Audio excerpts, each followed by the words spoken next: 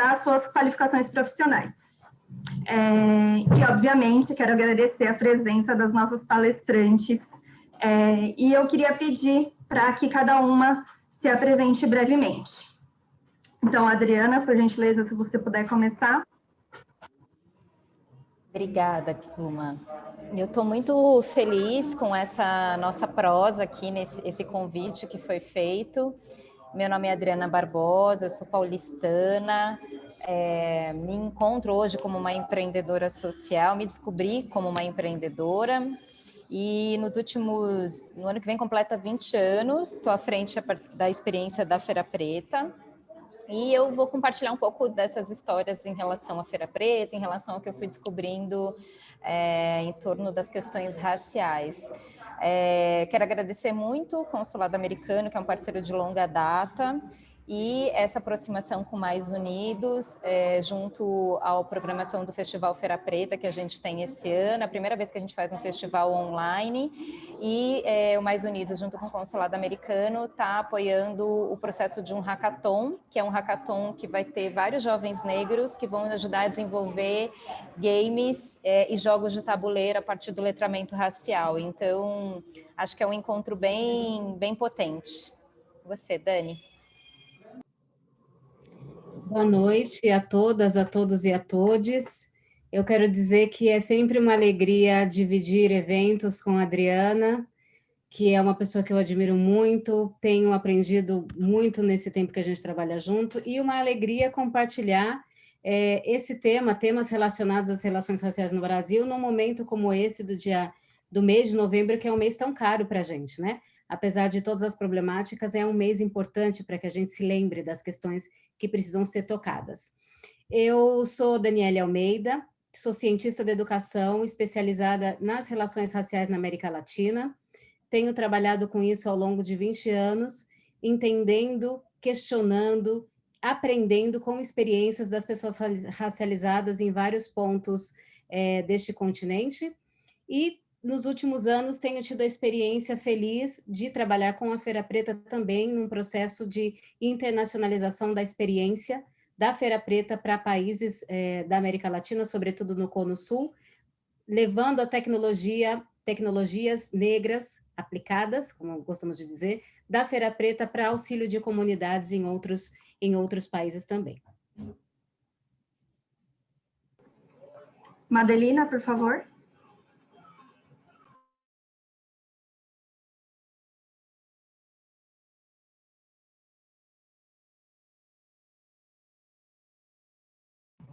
Madelina, você pode se apresentar? Desculpa, o monstro de botão de mute foi um desastre, mas, mais uma vez, muito obrigada, Luma e Mais Unidos. Boa noite a todos. Alguns de vocês já me conhecem, mas para quem que eu ainda não tive o prazer de conhecer, meu nome é Madelina Young-Smith, sou diplomata e sou agida cultural no Consulado dos Estados Unidos, em São Paulo, desde 2018.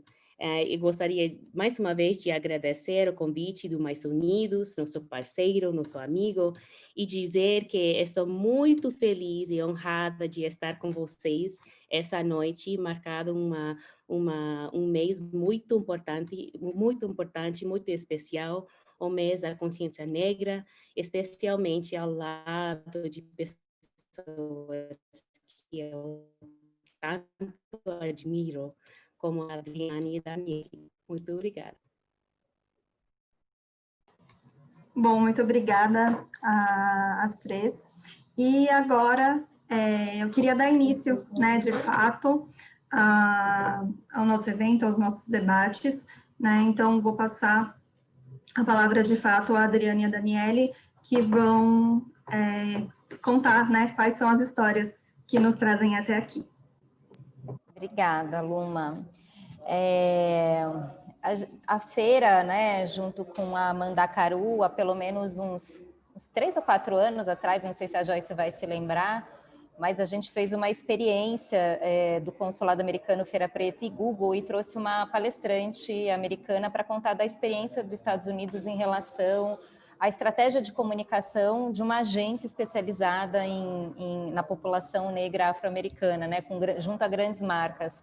Dessa vinda dela, caíram tantas fichas, assim, tantos insights que a gente acabou criando o Conversando a Gente Se Aprende, que é um processo de consultoria junto às empresas para trazer como que a gente pode falar sobre equidade racial a partir da área de recursos humanos, da cadeia de valor, da comunicação e marketing, investimento social privado junto às empresas.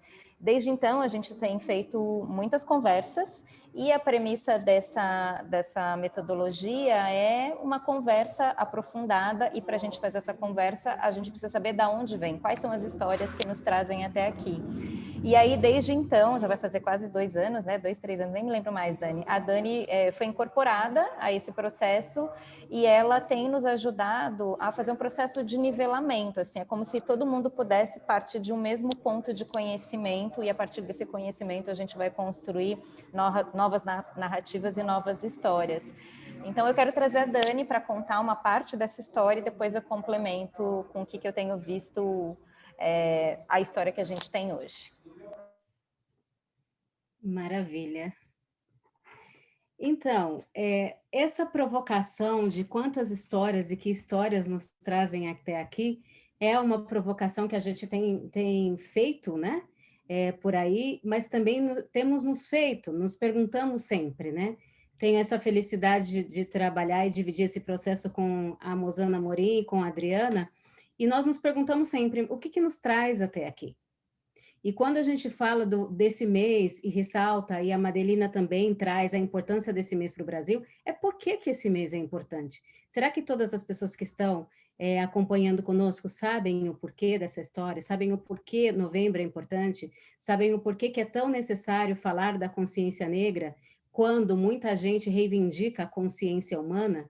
Por que ainda é importante falar da consciência de um grupo específico na sociedade, se nós estamos procurando direitos iguais e reconhecimento das nossas diversidades? Parece um pouco incoerente, né? Quando a gente está procurando e quando a gente está lutando por direitos, de querer que tenha consciência de um grupo. E por que história que nos traz até aqui? Por que isso é importante? Sobretudo porque nós vivemos numa das sociedades mais racistas desse planeta. Então, não tem como haver uma consciência humana enquanto a maior parte das pessoas nesse território chamado Brasil sofrem pela discriminação e violência provocada pelo racismo, né? Então, como que a gente chegou até esse ponto?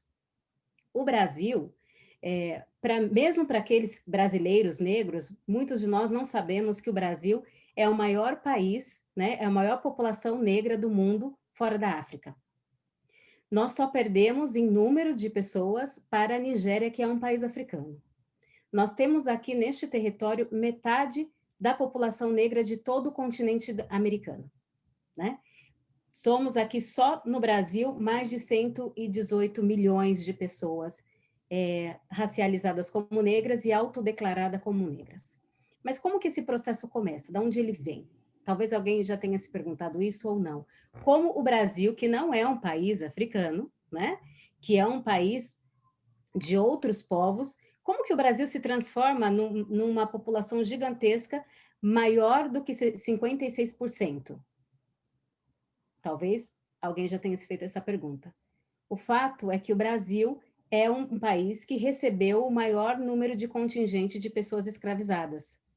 Durante o período escravista também, foi o último país a abolir a escravidão no mundo.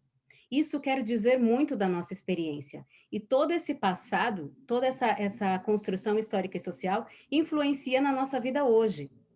Nós não estamos longe da experiência colonial e muito menos longe da experiência escravista. Nós vivemos hoje, em 2020, os prejuízos causados por esse sistema e que permanecem na nossa sociedade através de estruturas e tecnologias que, como eu gosto de chamar, como é o caso do racismo estrutural.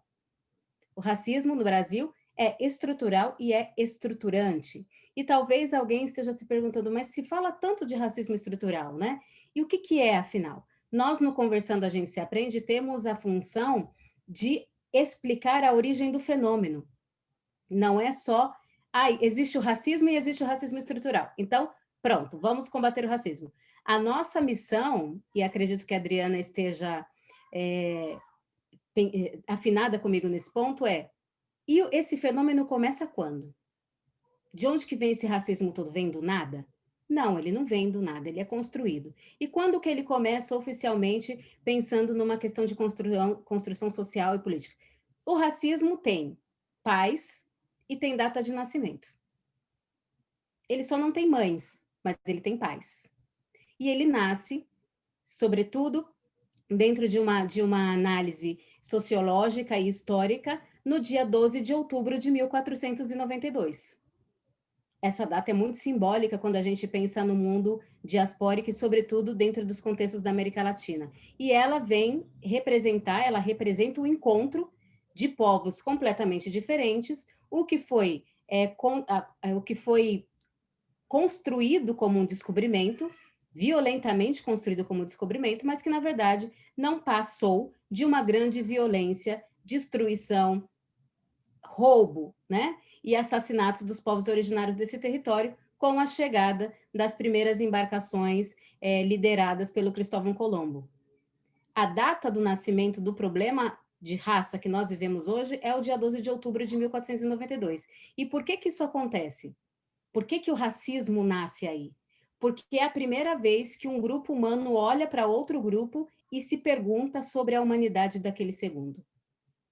É a primeira vez que se registra na história da humanidade um documento, no caso das cartas do Colombo e no caso dos seus diários também, que ele olha para os indivíduos, para os seres, né, como as criaturas que estavam aqui, além da abundância natural, aquelas criaturas que estavam neste território, ele olha e se pergunta, o que é isso? São humanos? Essa pergunta marca o surgimento de um tempo histórico que foi construído como modernidade, que muitas vezes a gente ouve por aí, mas também a gente não se dá conta do que ele quer dizer, né? Quando o Colombo coloca essa pergunta começa a construir o outro. Mas para que eu construa o outro, eu preciso me construir a mim mesma. E a construção deste eu a partir do invasor, a partir do colonizador, é uma construção narcisística de si mesmo, como diz a grande intelectual negra brasileira Cida Bento. É o pacto narcisístico do branco com ele mesmo. Porque nesse momento que ele questiona a humanidade do outro, ele se constrói. Por quê? Porque para eu saber quem não é humano, eu tenho que saber quem é humano. Para eu saber quem não é branco, eu tenho que saber quem é o branco. Para eu saber quem é a alma, a racionalidade, eu preciso saber quem é. E é nesse momento que, então, esse grupo de colonizadores, invasores, exploradores e genocidas começam a se construir narcisisticamente e diz, eu sou o branco, eu sou o ser humano, eu sou o que sabe, eu sou o belo, eu sou o verdadeiro. É quando se cria na história da modernidade, a noção e o critério do que é belo, bom, verdadeiro e, sobretudo, do que é humano. E quem pode ser esse? Só pode ser o homem. Heterossexual, portanto, e cis. Só pode ser branco desta região do mundo hoje conhecida como Europa. Né? Sobretudo Inglaterra, Alemanha, Itália, Espanha naquela época e Portugal. Só pode ser humano aquele que é católico. Só pode ser humano aquele que é rico. Então, se nós colocássemos hoje numa régua, numa pauta, nós que somos hoje no planeta mais de 8 bilhões de pessoas, quantos de nós estamos considerados dentro do critério de humanidade? Relembrando, o que é o humano? O humano é branco, o humano é homem, o humano é heterossexual, é cristão, é rico e pertence a esses países europeus e depois, a partir, sobretudo, do século XIX, dos Estados Unidos, que também entra dentro do rol dos impérios coloniais. Quantos de nós aqui seríamos humanos? Se essa pergunta fosse colocada hoje em 2020. Será que algum de nós que estamos aqui, compartilhando essa hora de conversa, somos humanos? Não, provavelmente não. Talvez algum de vocês 1 ou 2, mas a grande maioria não. Esse critério de humanidade criado lá atrás na história, e por isso que é tão importante que a gente olhe para o passado, não existe presente sem a observação crítica do passado e não existirá futuro sem o presente que a gente está construindo agora. Não, isso não é possível. É sempre importante olhar. O passado tem explicações, né? O passado pode nos responder coisas. E o que o passado nos diz é que de 8 bilhões de pessoas na face deste planeta, pelo menos 98% estão fora do critério de humanidade. Então, de que ser humano nós estamos falando? Por que uma consciência negra ela é importante? Justamente porque essa camada da população, no Brasil, especificamente de 56%, não está considerada dentro do critério de humanidade. Está construído como outro, como o não humano. E esse o não humano, este outro, ele é passível de qualquer violência. Ele pode ser mutilado, ele pode ser humilhado, ele pode ser extorquido, ele pode ter todas as restrições de acesso dos bens básicos para a nossa sobrevivência, que é alimentação, moradia, educação e entre outros, e ele pode ser morto, porque a humanidade dele não é importante. Da mesma forma que a humanidade dos povos originários desse território também não está considerada dentro do critério de humanidade. Então, que histórias nos trazem até aqui? Do que nós estamos falando? É de um processo de exclusão da maioria das pessoas do mundo. Quem é o outro? Será que o diverso é o meu colega com o cabelo pintado de verde e que se reconhece como uma pessoa trans? Será que é ele que é o outro? Ou será que o outro também sou eu? E quando eu descubro que esse outro também sou eu me sinto na obrigação moral e ética de lutar pela vida de todo mundo. Porque todas as vidas são importantes de fato. Só que algumas vidas são respeitadas e outras não. Quando a gente fala, a nossa colega que apresentou, né, falou sobre a questão das oportunidades. Por que é importante a gente falar sobre isso? Porque a escravidão criou privilégios. O racismo é uma tecnologia que reinventa e mantém privilégios. Ela não acaba. Por que o racismo não acabou hoje? Porque o racismo é útil e é funcional, ele precisa existir dentro das sociedades para controle da população.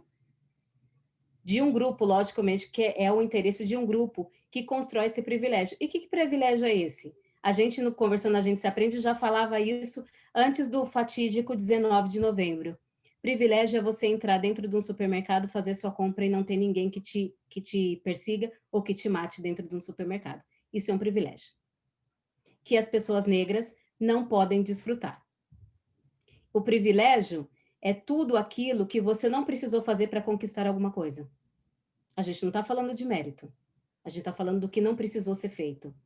O privilégio é quando a gente pensa que no Brasil, todas as pessoas, no Brasil e no mundo, todas as pessoas brancas, racializadas como brancas, vivem o privilégio criado pelo um dos piores processos que a humanidade criou, que foi o sistema de produção escravista, a partir do século XV. Todas as pessoas brancas vivem esse privilégio. E quem? Que pessoa branca? Talvez alguém esteja se perguntando, mas eu não tenho privilégio nenhum, eu sou branca, mas eu não sou privilegiada, porque eu sou pobre. Não. Do mais pobre branco que está aqui até a Xuxa, é privilegiada. Da mesma forma que de mim, que sou uma mulher racializada, que ocupa um corpo de mulher negra no Brasil, até o Barack Obama sofre o prejuízo que a escravidão causou. Todos nós. E agora, o que a gente faz com tudo isso, né? Porque nós não estamos aqui só para trazer problemas, nós estamos aqui para propor soluções. Como que a gente faz isso? Construindo espaços de partilha como esse, convidando as pessoas para que nós possamos nos conversar e nos entendermos, se inquietando e inquietando o outro, para quê? Para que todos nós possamos lutar pela vida e pela dignidade. E lembrar uma coisa importante para fazer o desfecho, que eu também não quero ultrapassar o tempo. O que faz do Brasil uma imensa população negra, quando a gente pergunta por que os negros vieram para cá, a escola no Brasil e a escola neste território, chamado América Latina, é uma escola doutrinadora, porque nós somos um país colonizado. A nossa educação não é para emancipar, é para doutrinar. Logo, quando nós aprendemos sobre esse encontro fatídico, maldito como o descobrimento, não nos dizem o porquê que essas pessoas vieram para cá e nem muito menos o porquê que aqui se desenvolveu o maior genocídio da história da humanidade. contra os povos originários. Dizem apenas que os negros vieram para cá porque eram negros, né? Os africanos vieram para cá porque eram negros, porque eram pobres, porque eram fortes. Essa é a história que a gente aprende. Mas o que está por trás disso e o que mantém o privilégio racista são as nossas verdadeiras histórias. E quando eu falo verdadeira, não é para que essa história seja superior a nenhuma outra, mas para que ela tenha o direito de existir como todas as outras. E que história traz os africanos até aqui? Domínio tecnológico, domínio de ciência, domínio de saberes ancestrais. E quais são esses? Sobretudo, domínio da mineração e metalurgia como nenhum outro povo conhecia até o momento da invasão colonial. A agricultura, que foi o primeiro processo, a primeira revolução tecnológica da história da humanidade foi a agricultura e aconteceu na África, principalmente no leste africano. Quando a gente fala de tecnologia, a gente não pode deixar de lembrar da domesticação de animais. Ter um pet em casa significa que alguém inventou como domesticar um animal. E domesticar animal não é para ter pet, é para auxiliar no trabalho e para ajudar no fornecimento de comida quando a gente está falando de 15 mil anos atrás. Essas tecnologias eram básicas e fundamentais para o desenvolvimento das colônias. E até hoje em dia, são tecnologias básicas e fundamentais para o desenvolvimento da vida no planeta. Se a gente tirar agricultura, mineração, metalurgia e domesticação de animais, a gente não sobrevive aqui. E, por fim, nós devemos a este continente chamado África, inclusive a possibilidade da palavra e da escrita. Se não fosse por isso, nós não estaríamos aqui. Essas são as histórias que nos trazem até aqui. E a nossa reivindicação é para que todas as histórias sejam importantes, todas as histórias sejam reconhecidas e todas as histórias sejam valorizadas. Agradeço a escuta de vocês e seguimos então no bate-bola. Obrigada. Obrigada, Dani. Foi fundamental para mim saber dessas histórias quando um dos programas que a gente tem na Feira Preta é o Afrolab, que a Dani contou, e a gente leva os empreendedores no Museu Afro. A Dani trabalhava no Museu Afro e fazia visita guiada com essas empreendedoras, e era muito importante quando ela dava essa dimensão de quais são as tecnologias, os sistemas, o conhecimento, a propriedade intelectual, né, que foi trazida para ser empregada no país, porque a história que a gente aprendeu na escola não é essa história, a gente só aprendeu que os negros vieram numa condição de escravizados sem contar toda a potência que foi construída como legado para o país. Aí eu quero trazer um pouquinho mais para o tempo atual, né, pegando esse bastão da Dani, que a gente tem um movimento de luta pelos direitos civis no Brasil, e esse movimento de luta foi muito inspirado, muito olhado também com a luta dos direitos civis dos Estados Unidos e também da África do Sul. E esse movimento, quando vem para cá, ele vem pelo processo de influenciar também em políticas públicas, as ações afirmativas. A gente começa a falar pelo menos uns 30 anos atrás das ações afirmativas nas universidades, né, a inserção dos negros nas universidades, e nessa mesma época a gente começa a falar também do nosso processo de autodeclaração, porque para você entrar nas universidades pelo sistema de cotas, você precisaria se autodeclarar.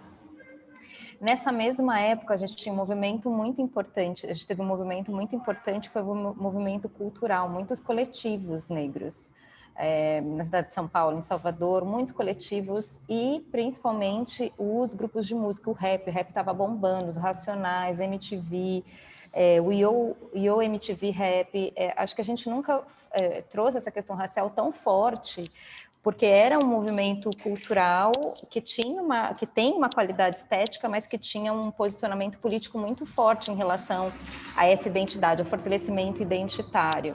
E junto com as ações afirmativas, com o movimento cultural, com a questão da revista Raça, começando no Brasil, trazendo essa perspectiva do consumo da população negra, tudo isso vai ajudando a construir essa identidade preta. Por isso que quando a Dani fala que mais de 50% da população é negra, é porque a população passa por um processo de autodeclaração. Só um minutinho que a minha filha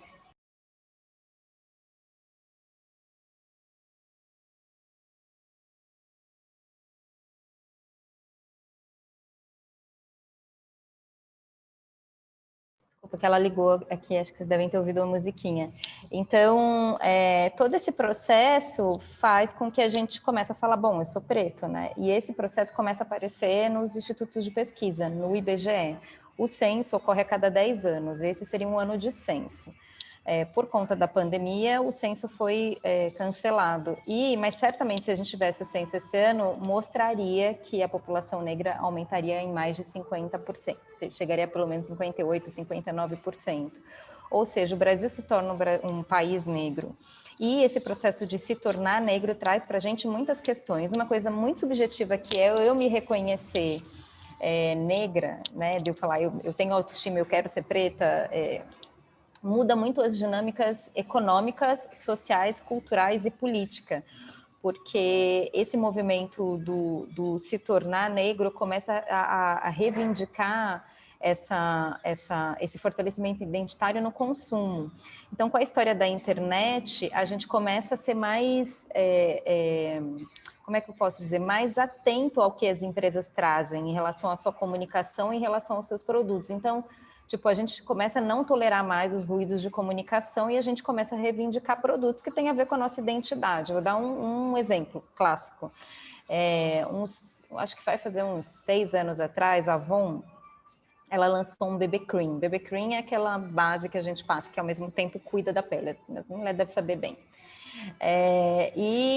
E aí tava lá, assim, a BB Cream, a Avon lançando um BB Cream que pegava várias tonalidades da pele negra. E todo mundo, uma enxurrada assim, falando, nossa, finalmente uma grande empresa lançando um BB Cream que atenda a pele preta. E aí teve uma comunicação de uma menina que pegou e falou assim, ai, que ótimo, muito bom, mas assim, só pega até uma tonalidade da Thais Araújo, não pega de uma Lupita. E aí, uma enxurrada falando, mas o que aconteceu? Como assim a Avon não tem uma tonalidade para uma pele mais escura? Ou seja, a gente começa a reivindicar essa nossa identidade na forma como a gente consome. E esse movimento do consumo começa a bater nas empresas uma reflexão, porque as empresas começam a olhar para dentro das suas corporações e se deparar com essas pesquisas de tendência e ver que a população está enegrecendo, elas começam a questionar, bom, se mais da metade da população é negra, eu não estou comunicando com ela e não estou produzindo para ela, isso quer dizer que temos um problema, porque eu não vou ter produto e eu não vou ter comunicação. E aí, quando elas voltam para dentro das suas corporações, principalmente as multinacionais, né? As multinacionais americanas que operam no Brasil e que já têm a experiência das ações afirmativas das cotas raciais nos Estados Unidos, começam a também fazer uma pressão no Brasil ao lidar com essas pesquisas. E aí faz o teste, os CEOs fazem o teste do pescoço e vê que só tem pessoas brancas, que não tem pessoas negras dentro das empresas. Como não tem pessoas negras para ajudar a contar essa história, para ajudar a construir comunicação, para ajudar a construir produtos.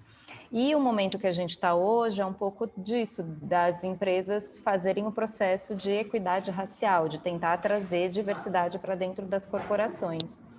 Então, o que está acontecendo, o momento que a gente está agora, a gente sai, pelo menos, 2, 3 anos atrás, da questão do letramento racial, né? E a gente começa a falar não só do letramento, de trazer a questão da educação em relação à raça, mas do processo da ação. Qual é a ação, né? Como é que a gente vai ser antirracista? Porque o antirracismo é isso, é uma ação.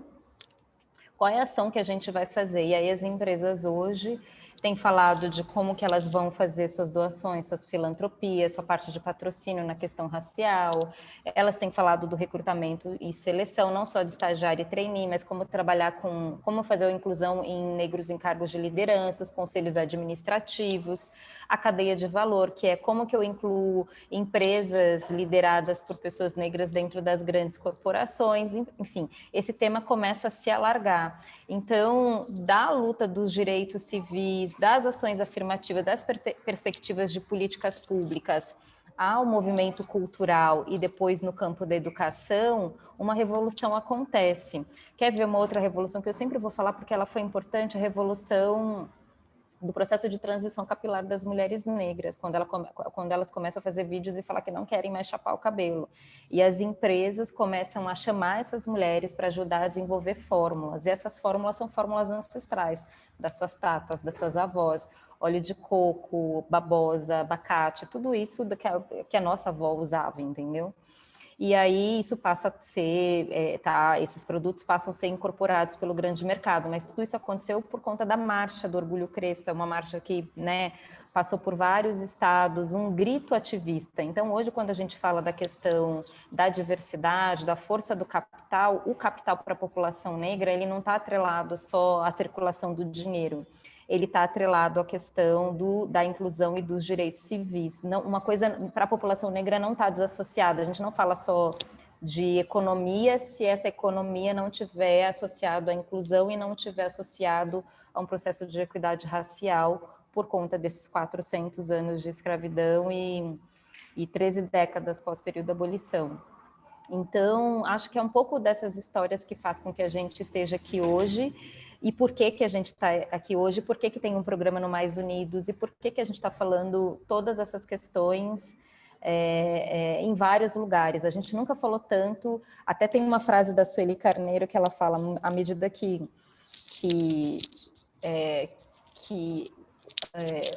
o racismo aparece, o mito da democracia racial cai por terra, porque não dá para falar, somos um país miscigenado e está tudo certo.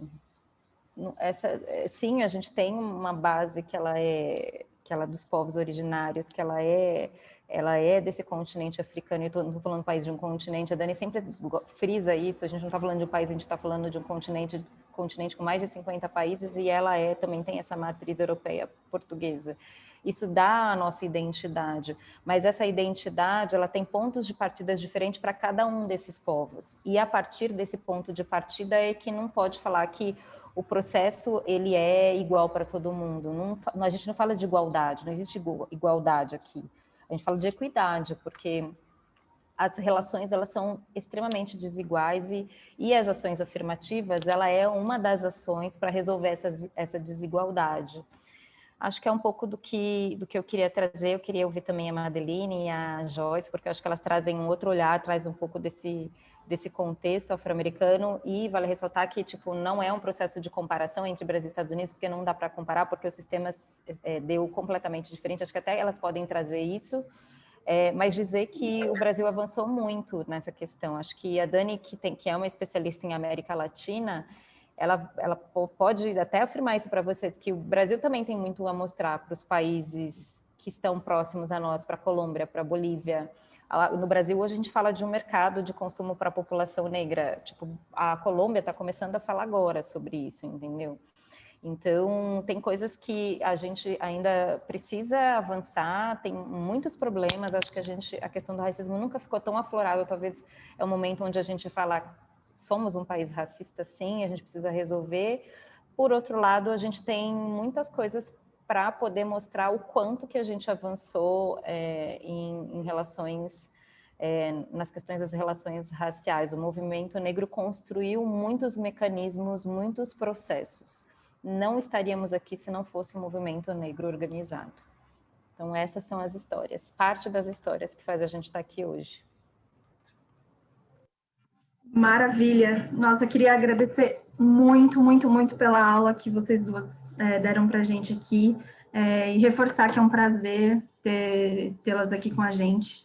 E como, todo mundo pode perceber, a proposta, desse evento é, de fato, promover esse nivelamento histórico a partir de trajetórias e perspectivas do povo negro e da luta pela equidade, que ela acabou de ensinar para a gente, pela equidade racial. E o nosso intuito também é debater como essa luta pelos direitos civis se dá nos dias de hoje nos Estados Unidos e no Brasil. Então, agora eu queria ceder a palavra à Madelina para integrar essa mesa e somar a nossa discussão. Então, Madelina, por gentileza, a palavra é toda sua. Muito obrigada. Mais uma vez, é uma honra estar aqui com vocês, o Itsusi, Adriane, Daniele, as histórias e suas perspectivas me impactam muito se pensarmos em histórias que nos trazem até esse momento. Não posso deixar de destacar a história e a herança compartilhada entre o Brasil e os Estados Unidos. Com certeza nós temos diferenças, mas ambos países com uma grande diversidade étnica, cultural e social, e ambos com muitos desafios causados por um legado trágico de séculos de escravidão e discriminação.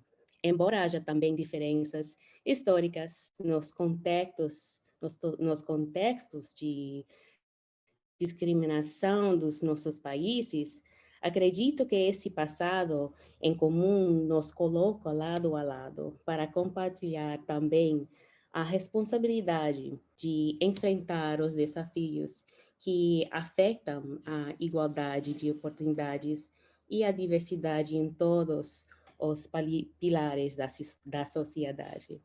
Por isso, me alegra muito ver essa aproximação entre o Mais Unidos e suas empresas associadas, a Feira Preta e o E2C, English to Connect, Communicate and Catalyze.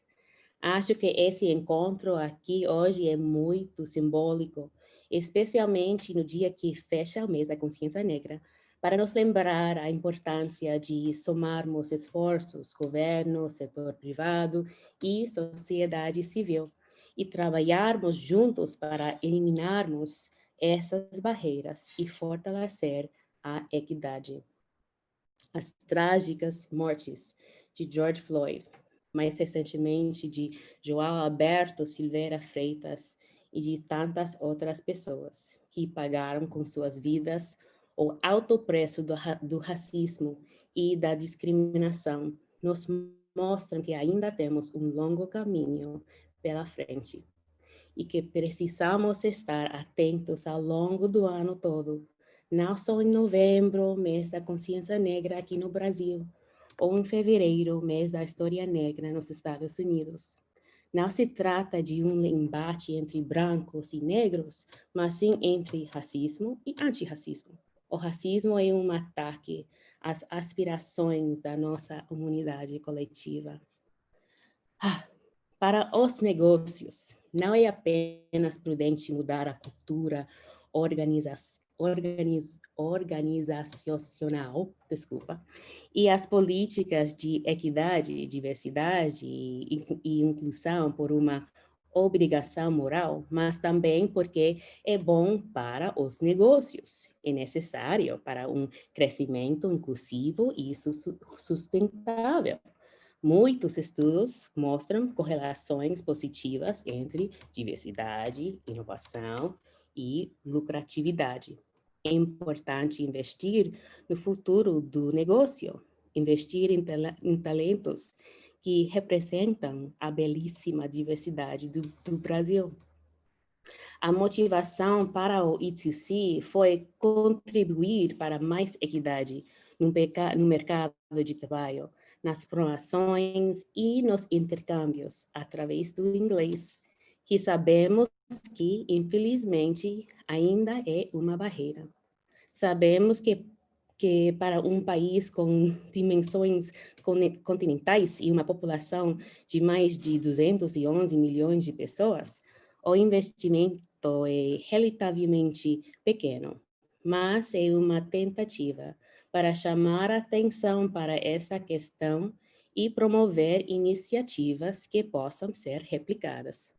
Gostaria de compartilhar apenas algumas de minhas reflexões sobre o movimento dos direitos civis nos Estados Unidos. Essas são as histórias que eu acho nos trazem até esse momento um disclaimer, mas devo primeiro avisar que não sou acadêmica ou especialista em história dos Estados Unidos e que não me lembro de todos os direitos civis do final dos anos 50 e 60. O ensino superior sobre as contribuições inestimáveis de afrodescendentes em todo o mundo não se limita a um livro didático, ou mesmo a uma bibliografia. O aprendizado é imersivo e constante o tempo todo.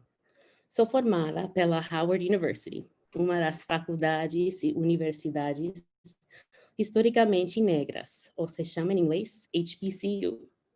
Foi em Howard onde aprendi muito sobre o movimento dos direitos civis e tantos outros momentos significativos para a diáspora africana.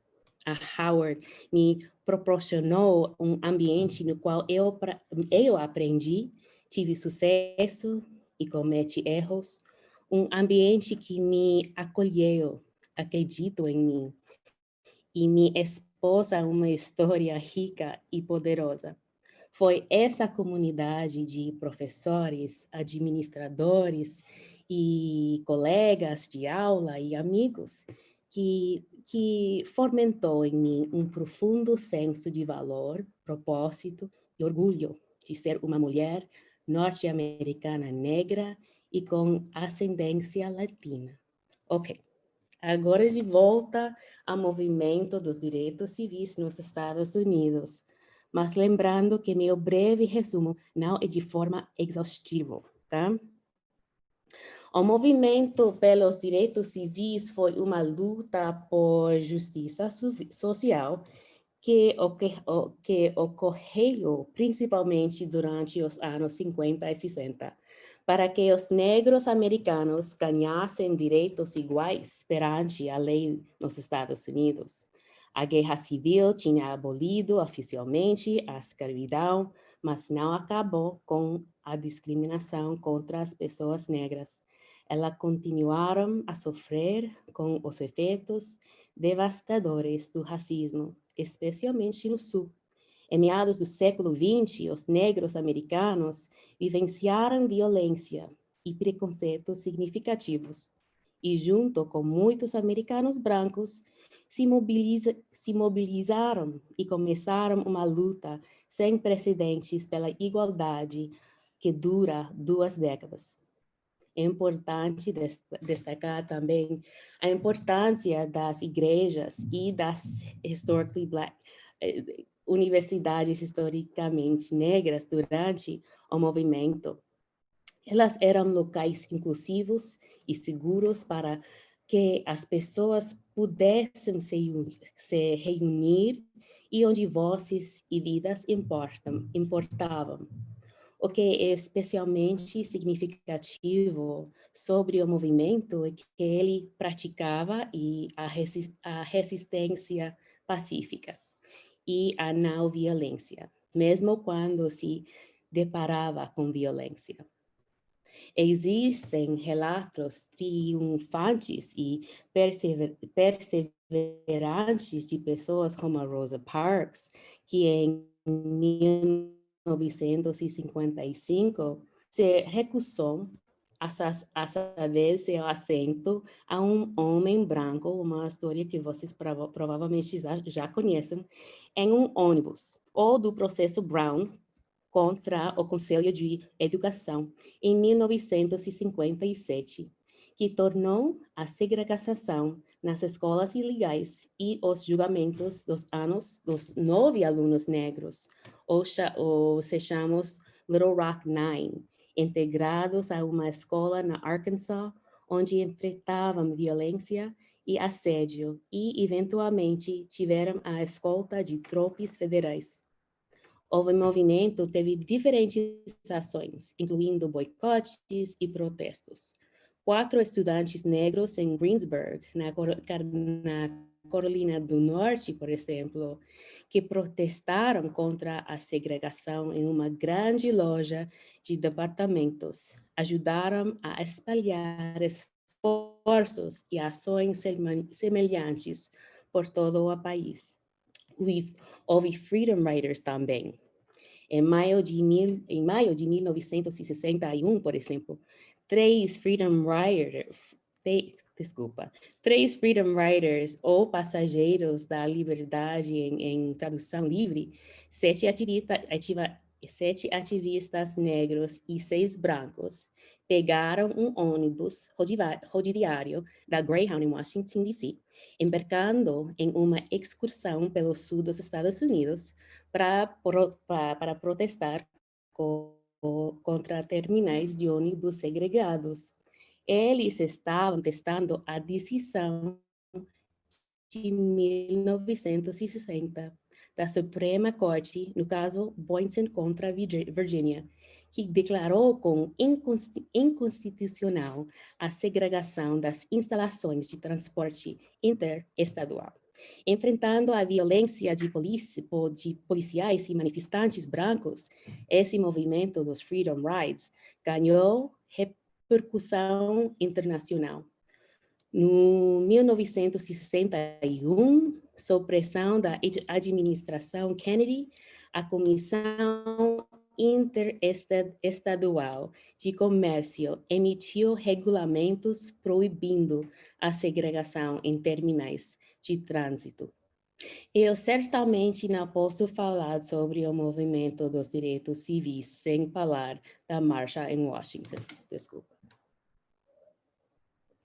Provavelmente, um dos eventos mais famosos do movimento pelos direitos civis aconteceu em 28 de agosto de 1963.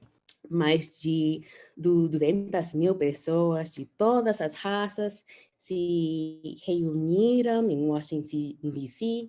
para a marcha pacífica com o objetivo principal de forçar a legislação dos direitos civis e estabelecer igualdade de empregos para todos. A marcha em Washington foi onde o Dr. Martin Luther King Jr. fez seu discurso. Fala comigo, eu tenho um sonho. Esse discurso rapidamente se tornou um slogan de igualdade e liberdade. Nesse fim de semana, atualmente, eu li uma postagem da jornalista americana Soledad O'Brien, refletindo sobre aquele momento e a presença da cantora gospel Mahalia Jackson. Sabiam que o Dr. Martin Luther King Jr. tinha preparado um discurso diferente para fazer naquele dia? Ao invés de um discurso sobre um cheque sem fundo, representando o fracasso da América em cumprir suas promessas de liberdade para seus cidadãos negros, o mundo foi presenteado com um discurso que descreveu os Estados Unidos da América como um local onde todos os homens, pessoas, são iguais, onde a liberdade e a justiça prevaleceria, onde as pessoas não seriam julgadas pela cor da sua pele, mas pelo conteúdo do seu caráter. Foram as palavras e a voz da lendária cantora gospel e sua amiga Mahalia Jackson, que gritaram: "Conte a ele sobre o sonho, Martin", que fez com que ele mudasse o discurso. Essas palavras ajudaram a mudar o curso da história dos Estados Unidos. Na minha opinião, essas histórias são só algumas das histórias que nos trazem até esse momento. Entendo também que o movimento dos anos 60 nos Estados Unidos foi inspirador no Brasil, inclusive por meio da música, como, por exemplo, a música de James Brown, Say It Loud, I'm Black and I'm Proud.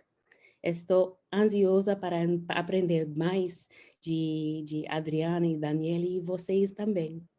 Gostaria de concluir dizendo que, embora tenhamos feito muito progresso nos Estados Unidos, ainda estamos em busca de uma união mais perfeita e de realizar o sonho do Dr. King. Banimos a escravidão há mais de 150 anos.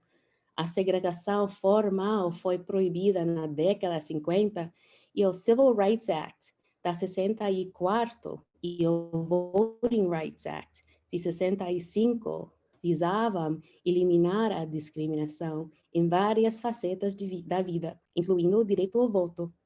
Mas Ainda temos milhões cujas vozes são desvalorizadas, rejeitadas ou silenciadas com base na cor de sua pele.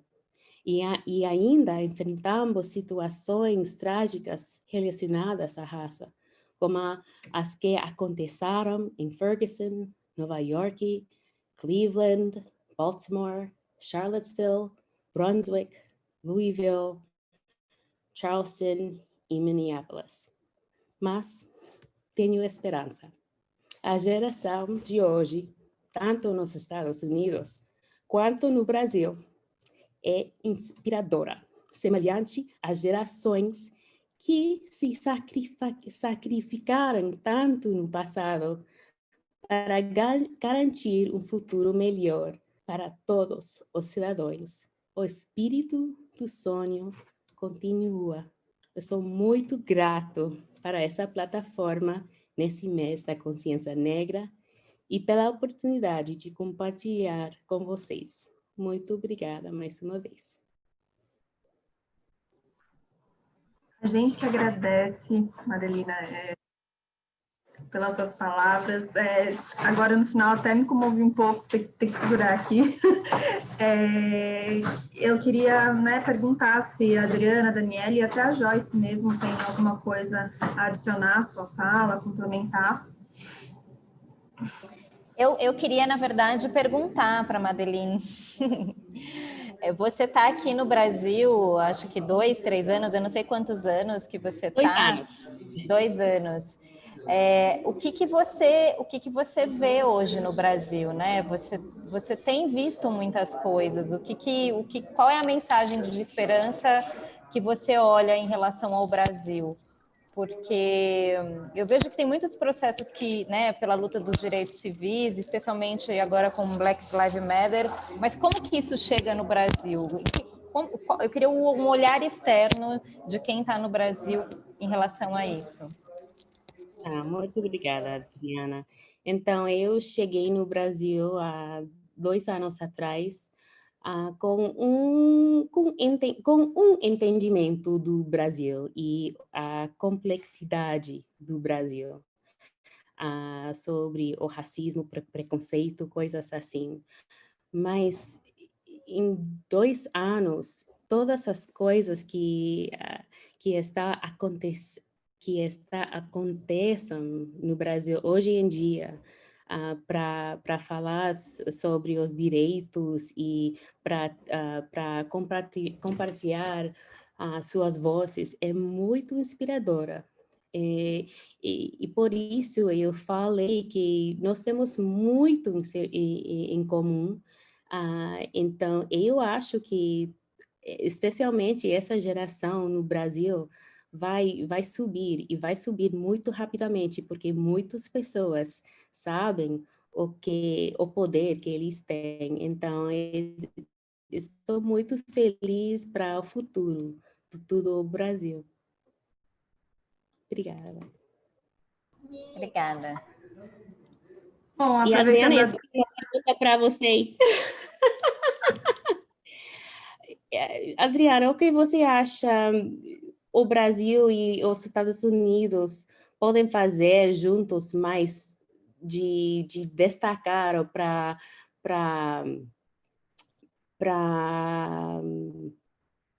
fazer...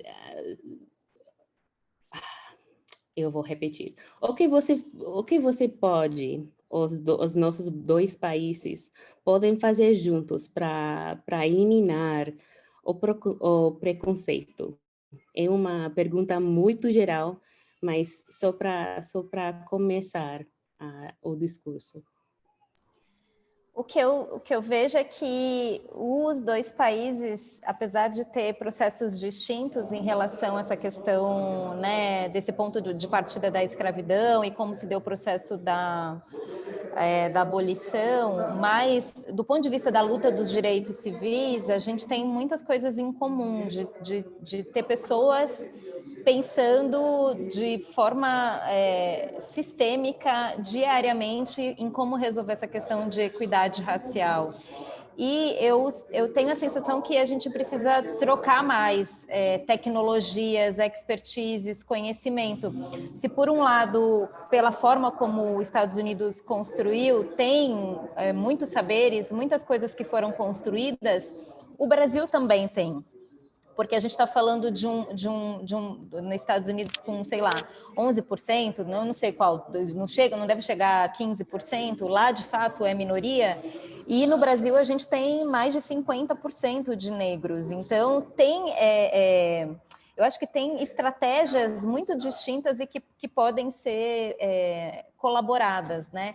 E eu quero trazer para essa conversa que um tempo atrás tinha um plano que chamava o Plano Japer, que era um plano de cooperação entre Brasil e Estados Unidos, entre Obama, né, e na época acho que foi o governo Lula, e que eu me lembro muito bem que nos Jogos Olímpicos, nas Olimpíadas e na Copa do Mundo, foi feito um acordo bilateral de esforço entre os dois países para trabalhar com esse processo de equidade racial a partir dos grandes eventos. Então, desde de manual, de mapeamento, tecnologia, muitas coisas foram pensadas em parceria entre os dois países, né? E eu sinto que a gente colabora muito pouco. A gente poderia construir e colaborar mais diante do que a gente tem de realidade, porque o que acontece com Black Lives Matter lá reverbera aqui, entendeu? Então, por que a gente não troca mais e não constrói mais coisas em conjunto? E, principalmente, do ponto de vista das empresas. Tem um case muito interessante que é da Coca-Cola. Foi feito um processo, uma movimentação com lideranças do Brasil pela luta dos direitos civis, que entrou em contato com lideranças dos direitos civis nos Estados Unidos, com Atlanta, e a Coca-Cola de Atlanta que pressionou uma ação na Coca-Cola do Brasil. Então, eu fico pensando em encontro entre esses movimentos de direitos civis, principalmente para pressionar as empresas que operam no Brasil, que são empresas americanas. E essa luta pode vir de cima para baixo, porque, né, a matriz está lá, e se tem que fazer no Brasil, você tem que fazer, não, entendeu? Então, eu fico pensando se houver mais encontros entre lideranças americanas e lideranças afro-americanas com foco específico nas grandes corporações, que são as grandes empregadoras no país, né? Que empregam em grande massa. Queria aproveitar a deixa de ambas, né, para abrir para perguntas de todos. Então, se vocês tiverem algum questionamento, podem colocando no chat, que eu vou organizando por aqui, tá bom? Oi, pessoal, boa noite. Só queria parabenizar, Gabi, eu sou aqui representante do Comitê Gestor do Mais Unidos. Muito feliz, eu já tinha escutado, bom, Madeline, thank you so much, é super nossa parceira. A Adriana já escutei muitas vezes, tanto aqui quanto pelo Mercado Livre. E Daniele, é um prazer te conhecer, eu fiquei absolutamente impactada pela sua fala. Nunca tinha te escutado, de tamanho poder, até peguei um livro, estou aqui no WhatsApp com o Dani dividindo, né? O Primo Levi escreveu um livro com essa frase, né? É isto um homem, né? E fala de outro tipo de preconceito, mas que também, né? De preconceitos que a gente vive na sociedade e como esses negócios vão se reverberando e vão criando literalmente monstruosidades. Mas assim é muito impactante escutar vocês, principalmente mulheres negras muito fortes, trazendo esse tema. Eu acredito muito no que a Madelina fala de essa nova geração, né? Eu, dentro do Mercado Livre, convivo com um pessoal muito jovem, então com uma outra postura, já não aceitando mais e já também questionando, mesmo as pessoas, né, brancas já questionando as lideranças e questionando como a gente vai fazer diferente para trazer uma realidade diferente, assim como o meu próprio filho, né? Eu converso muito com ele, eu leio muito, então a gente troca, né, muita figurinha em relação a livros e a tudo, e ele tem 12 anos, ele pergunta para mim, mãe, mas como uma pessoa pode fazer isso com outra? Como uma pessoa, para ele já é algo absolutamente inaceitável, né? Então, também tenho muita esperança de que a gente vocês no lugar de fala de vocês e nós tentando, né, empurrar o tema da forma mais antirracista possível, que a gente consiga construir uma sociedade mais humana, né, mais digna, mais, né, o mínimo que a gente deveria esperar, mas que hoje a gente não pode dizer que é o mínimo, porque a gente está muito longe desse mínimo aceitável, que é oportunidades iguais para as pessoas, que as pessoas consigam ter acesso, né, ao que a gente faz no Ituci, ao mínimo de educação, e com isso ter oportunidades também no mercado de trabalho, e expor suas ideias e ser respeitado, né? Eu acho que isso é dignidade humana. Eu falo muito de dignidade humana, e a fala da Dani especificamente me emocionou muito, porque eu acho que é isso que a gente tem que buscar. Todo mundo é ser humano, e tem um vídeo, a gente fez um vídeo no Mercado Livre para o mês da consciência negra com 3 colaboradores, e a Laís, que foi uma das que filmou, ela falou: nossa, a pele é o maior órgão do corpo, e não dá para acreditar que alguém me julga pela minha pele, né? É como se estivesse falando por que o seu órgão é diferente do meu. Então, muito obrigada por essa aula de vocês. Vamos conversar mais vezes, debater mais vezes, e queria escutar também as outras pessoas aí do grupo com as suas dúvidas e inquietudes. Sim, então vamos fazer assim, gente, ao invés de usar o chat, só organizando, quem quiser abrir o microfone e falar, à vontade, tá bom?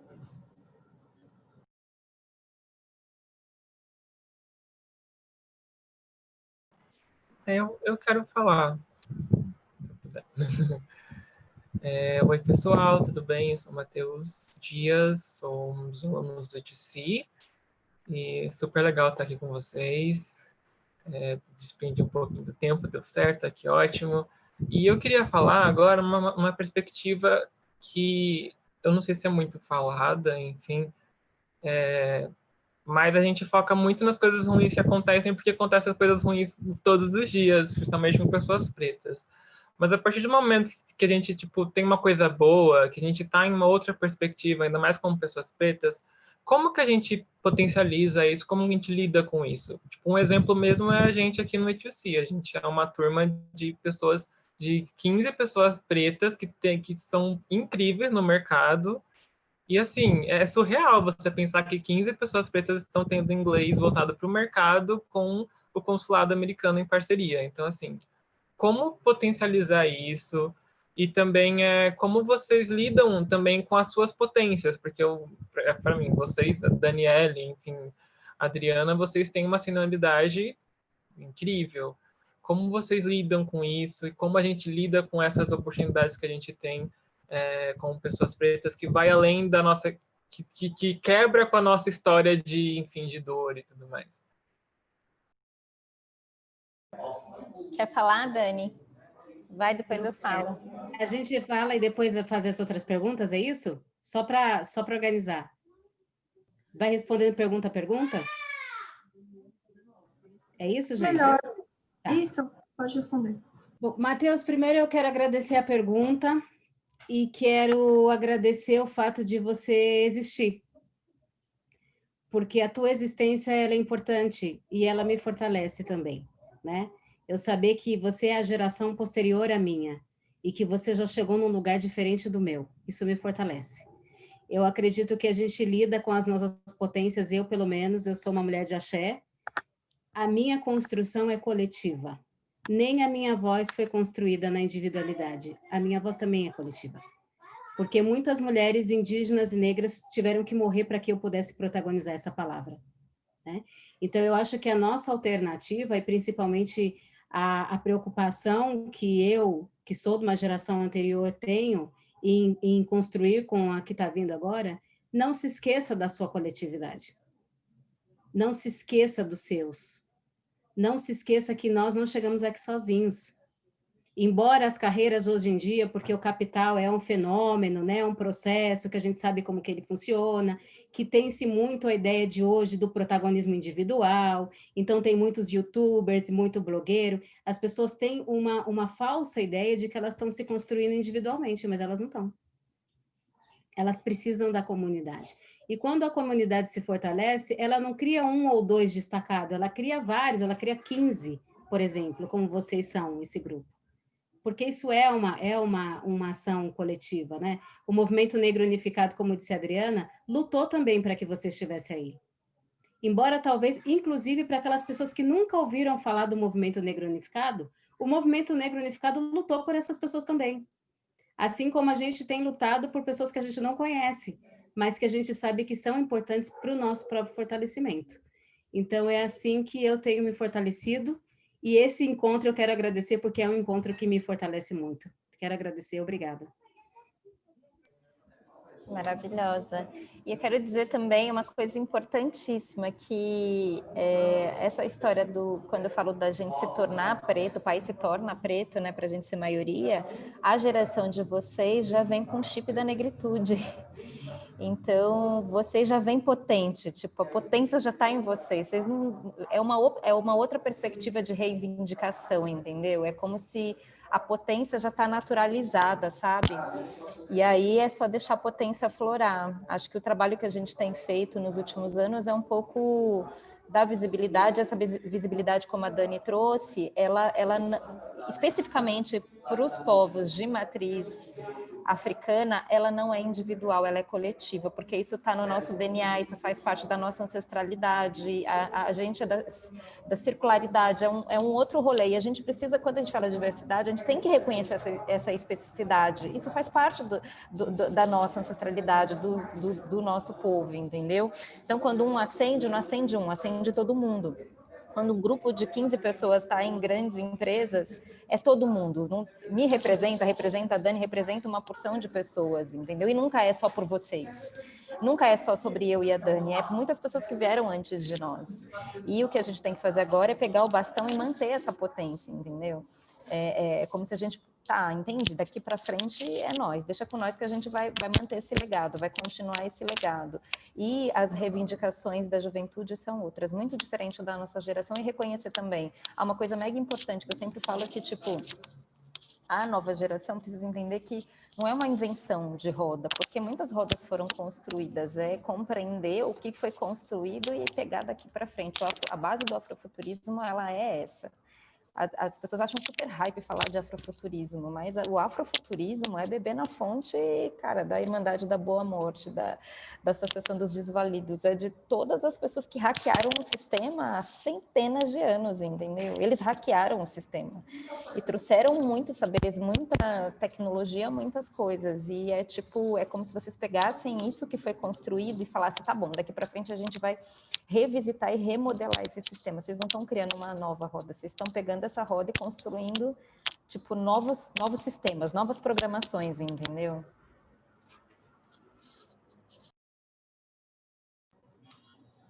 Bom, agora o Paulo, por favor, pode fazer essa pergunta. Eu queria fazer uma pergunta, acho que para todos, assim, para a Madeline, para a Adriana e para a Daniela. A gente pega os Estados Unidos, tem uma classe média negra bem estruturada, que inspira, inclusive, a classe os negros emergentes no Brasil. E isso foi um processo longo de construção, acho que são décadas e séculos que os Estados Unidos conseguiu construir essa classe média negra. O Brasil está vivendo um pouco esse processo atualmente. E como vocês veem essa construção da nossa geração, que se entende e enxerga como negro? Nos Estados Unidos, a visão era muito...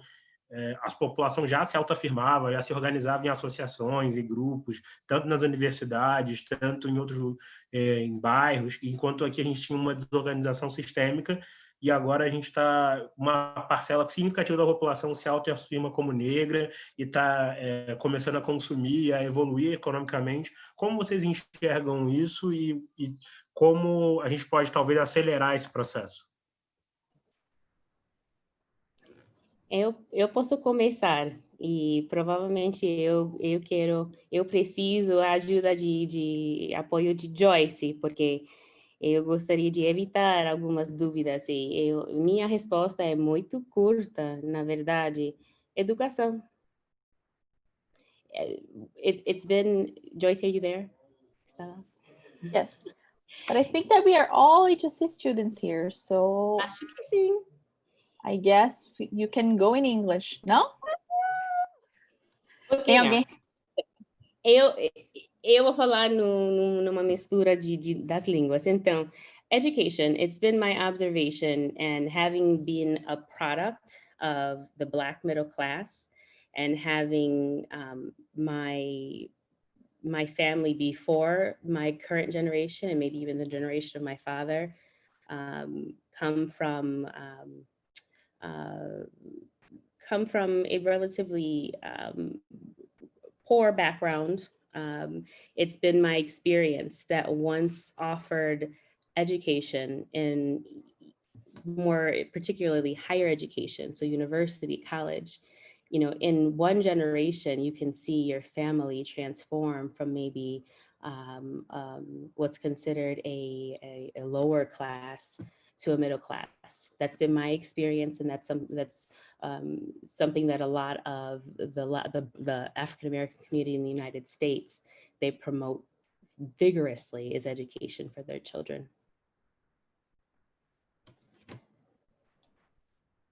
Eu ia perguntar, Júlia, você acha que precisa traduzir aqui? Traduz sim, Joyce. Traduz para mim e para a Dani aqui. Ah, verdade. A Madelina falou que ela foi um produto, né, da classe média negra nos Estados Unidos, e ela pôde observar que na própria família dela o impacto da educação em uma geração, né? Então, ver como a educação, agora, filha, o ensino superior tem um efeito em mudar as pessoas de classe, né? Coloca o nome. De uma Faz classe um cenário. média. Canetinha.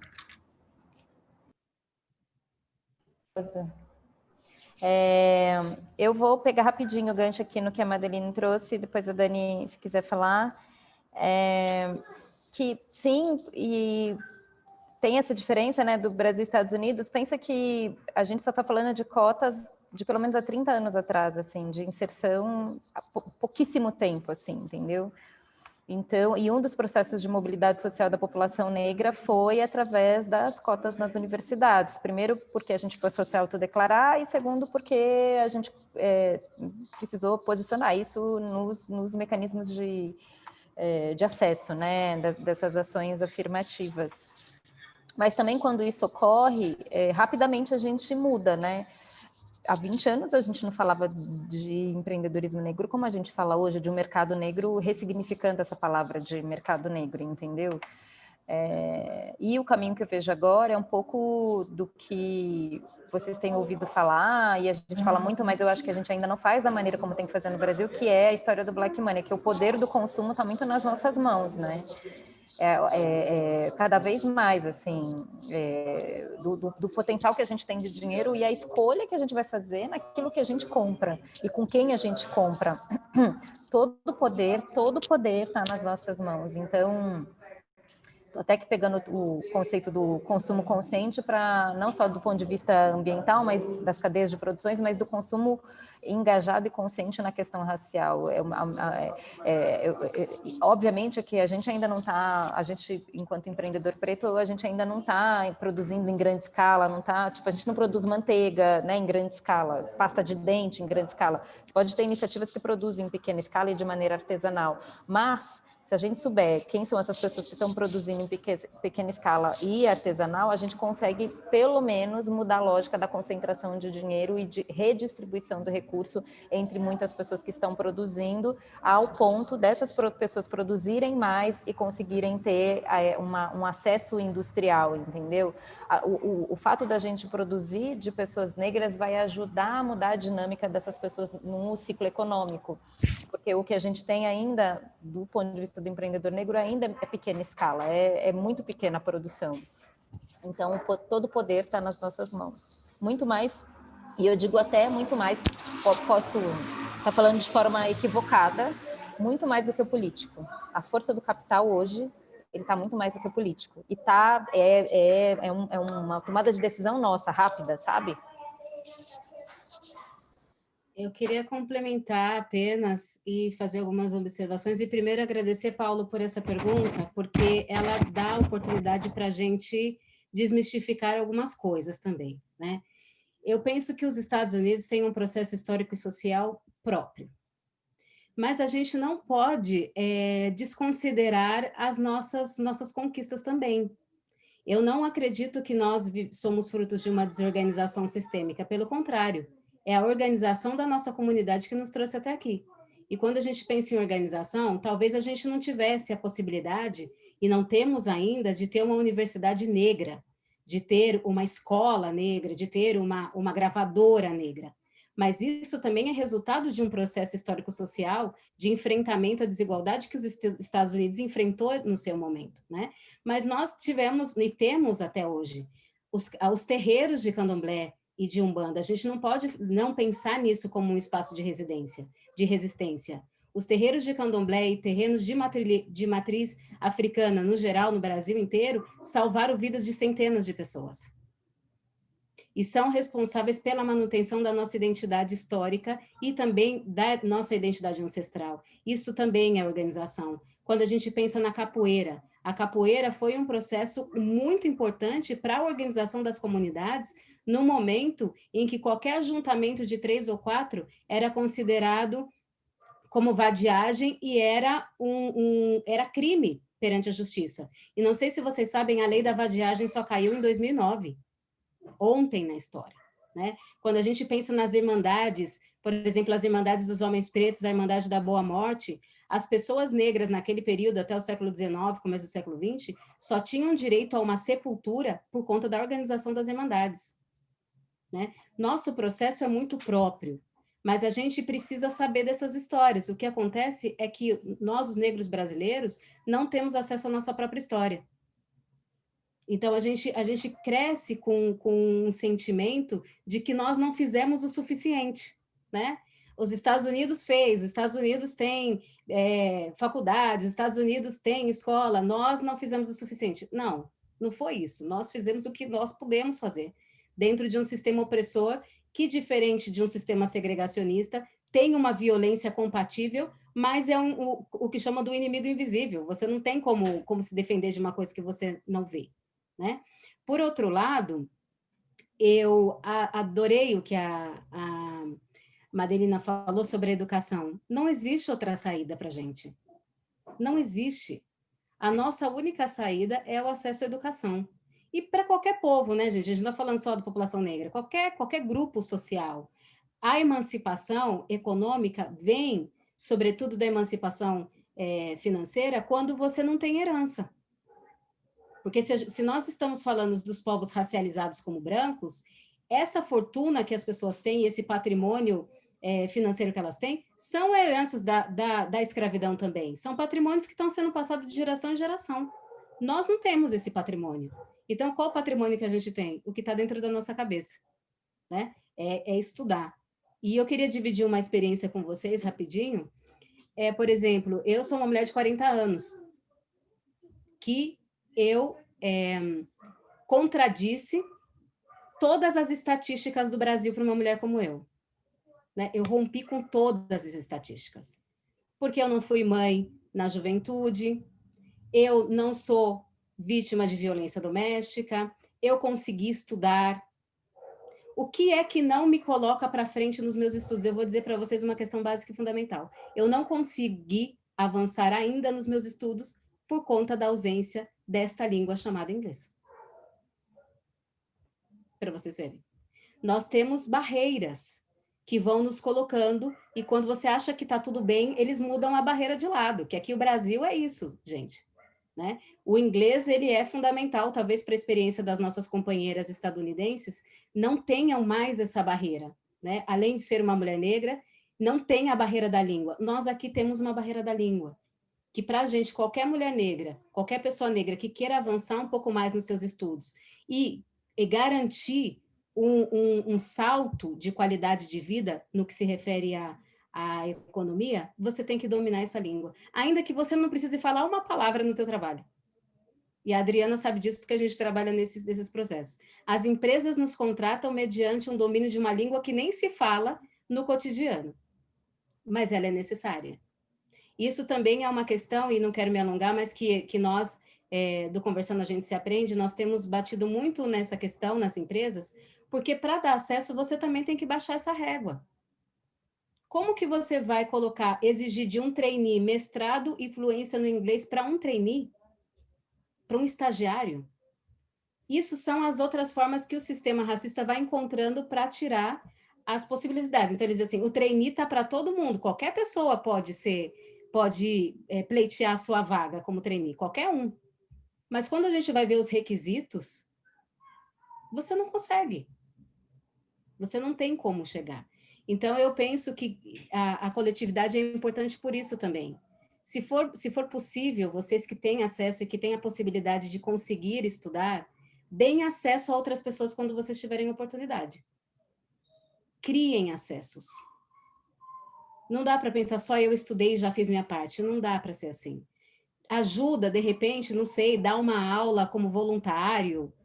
É isso que a gente tem que fazer as redes. Infelizmente, assim, até que chegue um momento em que todos nós possamos construir uma classe média sólida, criar as nossas próprias escolas, os nossos próprios aparelhos culturais e educativos, né? E construir a nossa própria lógica de mercado. Enquanto isso, não dá.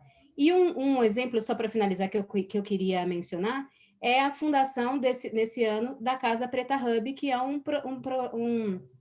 projeto da Adriana Barbosa, que é um espaço físico e material que para a população negra isso é muito importante, gente. Ter um espaço de encontro, onde nesse espaço muita gente está trabalhando para dividir e compartilhar seus saberes e para dar acesso para a comunidade negra. Então, existem as oportunidades, mas o que precisa? A gente precisa também que exista investimento nesses projetos para que eles continuem chegando no maior número de pessoas e atendendo e que continue, né, no tempo, que ele possa continuar existindo.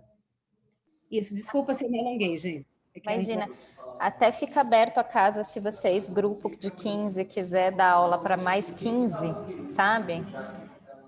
Quiser replicar, tá à disposição. A gente pode montar um programa de passagem de bastão. Pegaram, agora vocês passam. A gente vai passando. E aquele que pegou vai passando para outro. A oportunidade é responsabilidade também, né, gente? A gente não quer pôr medo em ninguém, mas é responsabilidade também. Sim, com certeza. Agora eu vou passar para a Helena, que vai fazer a última pergunta por conta do horário. Tá bom? A palavra é sua, Helena. Boa noite, pessoal. Eu espero não me alongar, até por conta do horário, né? Eu acredito, vou me apresentar, né? Eu sou Helena Lucas, além de ser aluna do projeto I2C, eu sou professora do Cursinho Popular São Mateus Movimento, localizado na zona leste da cidade de São Paulo, e estou como mestranda em Linguística Aplicada pela PUC. Aproveitando o gancho, acredito que a Adriana já tenha mencionado em outro momento, e também vendendo meu peixe, até porque minha pesquisa é sobre afrofuturismo, eu queria perguntar para vocês, Daniele, para Adriana, para Madeleine, como vocês enxergam o papel do afrofuturismo enquanto um movimento pluricultural que tem como objetivo de redirecionar as narrativas de memórias e vivência da população afrodiaspórica no contexto mercadológico. E quero agradecer a oportunidade de ouvir vocês. Gratidão sempre. Quer ir, Dani? Eu falei um pouquinho, mas se você quiser, vai. Depois eu falo um pouquinho de afropresentismo também. Mas eu só queria dizer que o afrofuturismo, para a gente, também não dá para ser destacado, sabe, gente? Eu sou uma ativista das tradições, porque eu sou feita disso, né? O futuro ele é importante, mas a gente também tem que estar no presente, a gente tem que estar aqui agora. Eu gosto muito da ideia do afrofuturismo, desde que a gente não perca o fio da meada, né? Como diz o Emicida, é necessário voltar ao começo. A gente tem que estar sempre ligado. Quando a gente consegue fazer essa passagem, né, de uma visão crítica e consciente do passado, do nosso presente, porque nós estamos aqui agora, a gente vai conseguir construir esse futuro que vai ser poderosíssimo para as próximas gerações. E que eu tenho certeza de que a gente vai poder olhar para tudo isso no mercado, inclusive, que é o que você falou, e a gente vai ver, assim, falar, cara, ninguém nem sonhou com isso. Como, da mesma forma que existe uma frase rodando por aí, que nós somos o sonho os sonhos que os nossos ancestrais nunca sonharam. Porque a gente alcançou um lugar social que as gerações passadas nem imaginaram que esse lugar chegaria, né? Então, eu acho que é uma discussão muito importante, mas também acho que é uma discussão, Helena, que a gente precisa levar mais para a base também. Como essa informação consegue chegar nas periferias e nos lugares mais retirados, sabe? Eu acho que a grande revolução vai vir das massas, quando a gente conseguir levar esse conhecimento para as massas.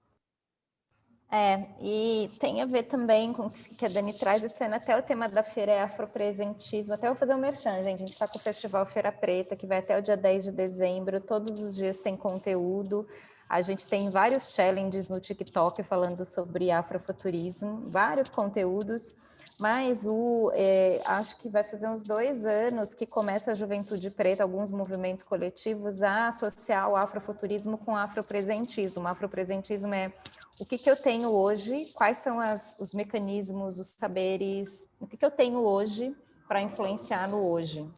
E esse hoje que vai ajudar a construir esse futuro. Mas esse futuro só vai ser possível quando eu saber do passado, quando eu entender e quando eu valorizar todas as histórias que vieram antes de mim.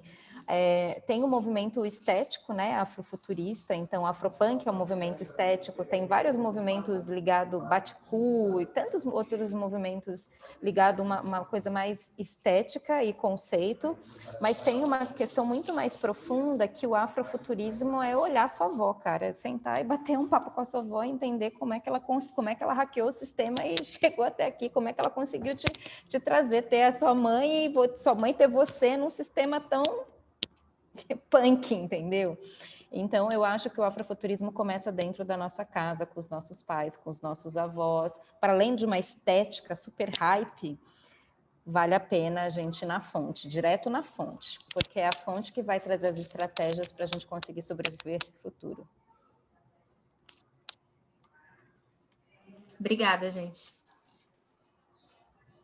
Obrigada. Bom, gente, então, eu queria agradecer a presença de todos, as nossas convidadas, né, incríveis, não consigo colocar outro adjetivo para elas, incríveis, né, que estão aqui representando a Feira Preta, né, o Consulado Geral dos Estados Unidos aqui em São Paulo, que nos mostraram a força da mulher negra, que compartilharam com a gente o conhecimento que elas têm, porque a gente sabe que o conhecimento do negro, ele vai muito além do racismo. Então, eu queria agradecer, né, ao Mais Unidos, que disponibilizou o espaço para que os negros possam falar sobre as suas formações, sobre o que elas são especialistas, porque, embora a gente saiba que a gente tem um conhecimento na pele, né, sobre o que é o racismo, a gente sabe das nossas lutas, a gente sabe da nossa intelectualidade e que a gente, né, tá aqui hoje porque outros estiveram, porque outros lutaram, e que a gente está aqui hoje lutando e estudando muito para que outros também possam estar. Eu queria também agradecer a todos vocês, né, por estarem aqui com a gente hoje, pela disposição de todo mundo, e porque eu sei que aqui todo mundo acredita em um mundo mais justo, um mundo mais igualitário, tá?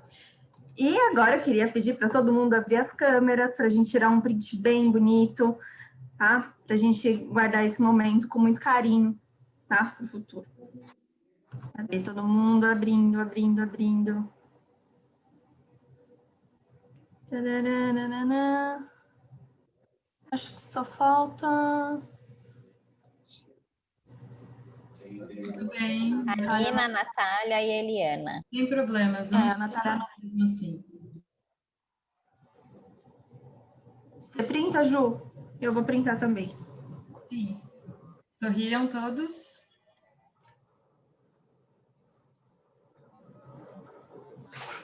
Pronto, pessoal, muito obrigada. Foi um prazer. Obrigada, foi um prazer também. Acessem o festival, gente. Tem coisa muito legal. Beijo. Eu mando no grupo, tá, gente, do ITC, pode deixar. Ah, rapidinho, tem uma ação sobre letramento racial, vai ter desenvolvimento de jogos. Acessem o festival que vai ter muita coisa lá. Muito legal.